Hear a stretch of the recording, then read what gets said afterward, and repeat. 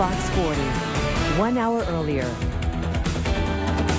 Fox 40 News starts now. To put the guns down.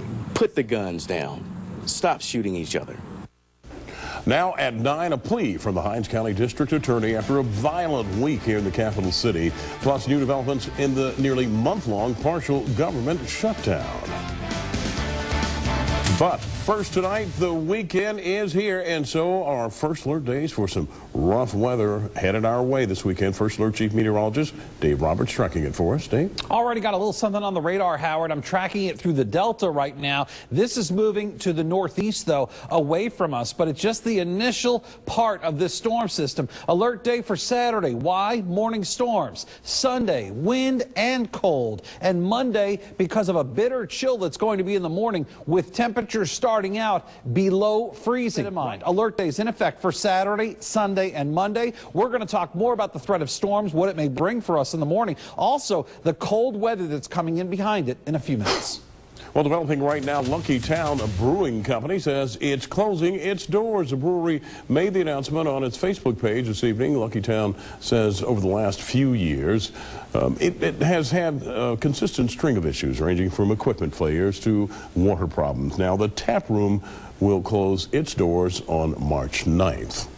Breaking tonight as we take a live look at the White House, President Trump says he will make a, quote, major announcement tomorrow on the southern border and the partial government shutdown. Now, here's a look at that tweet calling the situation on the border a humanitarian crisis. Meanwhile, on day 28 of the shutdown, there still haven't been any productive meetings between the president and congressional leadership. Lauren Blanchard reports. The president promising a major announcement Saturday afternoon. You can get alerts right on your phone with a free WLBT News app. Developing tonight, Hinds County District Attorney Robert Schuler-Smith addressing violence in Jackson at a press conference, that is. This is in the wake of 4 homicides in just 24 hours. Schuler-Smith and the Better Men Society partnering to help the youth of the capital city try and find an alternative to violence. They hope to mentor young men who need help and direction. The Better Men Society conducts etiquette classes and helps young men find jobs. What this organization is designed to do, to create economic development and enhance the safety in the community by mentoring the youth. And we're going to have a safe community all over. We're going to go all over the place and make sure that we talk to these kids. The Better Men Society also helps ex-convicts find jobs and get back on their feet. Well, this week's deadly shootings prompts the Jackson City Council to hold a special meeting. Mayor Chokwe Lumumba's administration plan includes occupational opportunity programs, policing programs, and conflict resolution programs. It lists community engagement, violence interruption, real-time crime center, and education access centers, and community policing. I do believe that if we pursue this comprehensive plan, we will see great reduction in crime in the city of Jackson. Anything that is strange or any kind of criminal activity, we can direct police resources to those locations so we can hopefully disrupt crime or even stop it from happening. The council also discussed the death of George Robinson in executive session. Right now on our website, WLBT.com, we have a map of all the homicides in the city of Jackson since the year 2016, along with information on each victim. Just head to the top of our homepage and click on Jackson Homicides. Find out how a Rankin County deputy saved a family's Christmas. That story's new at 9. Plus, we're just days out from the NFC Championship. See how Saints fans are cheering on the black and gold on Fox 40 News at 9.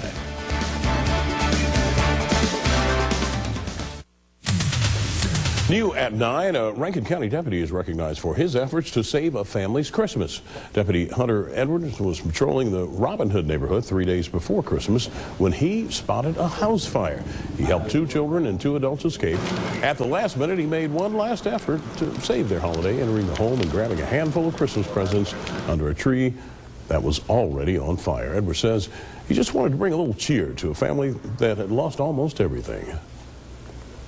Well, the children, honestly, as innocent as they seem, when I came out with one of the Nerf guns, even though the house is fully engulfed, that little boy was excited about just seeing his Nerf gun, that's what he was going to get for Christmas. So putting a smile back on his face in this hard time it made a lot of difference to me. Now, the home was a total loss. We talked to the family today, and they are trying to rebuild their lives. They're thankful for the deputies' efforts for saving all the residents and their Christmas presents. Now, a Fox 40 recall alert. Johnsonville is recalling more than 48,000 pounds of its frozen bacon and cheddar ground pork patties. The USDA got at least 3 complaints that the pork patties were potentially contaminated with black rubber.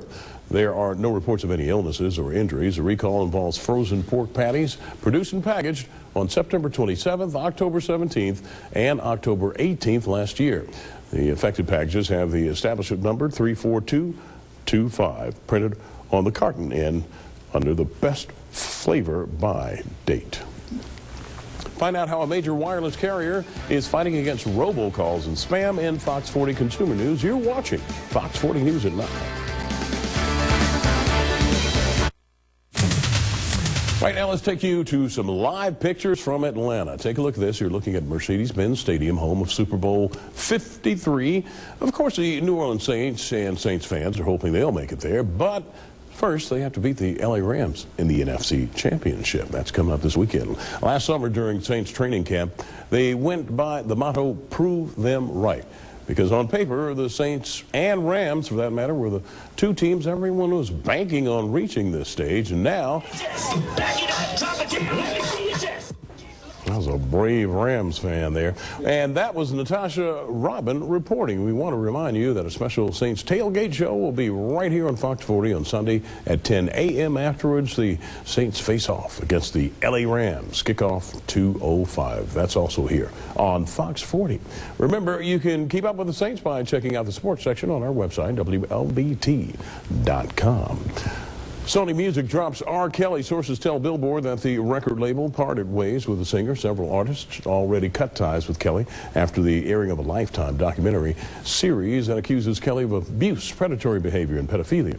An attorney for Kelly says the accusations are false. Fox 40 Consumer News now. Tax season almost here. More than 70% of Americans receive money back from the IRS during tax season. This year, 27% of Americans plan to use their refund money to pay off debt. That's according to a study from Go Banking Rates. Other top financial priorities among taxpayers this season are making a major purchase, putting the money into a non-retirement savings account, or investing it.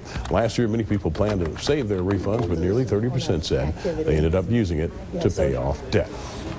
Verizon is joining the fight to eliminate spam and robocalls. Starting in March, Verizon customers will get free access to tools to combat those unwanted annoyances. The features will be available to all Verizon customers with smartphones that support them. T-Mobile recently announced a similar service. And we do have alert days in effect for Saturday, Sunday, and Monday. 3 days in a row in which the weather is going to be topsy-turvy for us. I'll break it down for you coming up. We warm up on Tuesday, but not for long. Another shot of cold weather coming back in. All right, now take a look at this. A passenger plane skids off a runway in Omaha, Nebraska during some winter weather. Epley Airfield says a Southwest Airlines flight was arriving from Las Vegas this afternoon.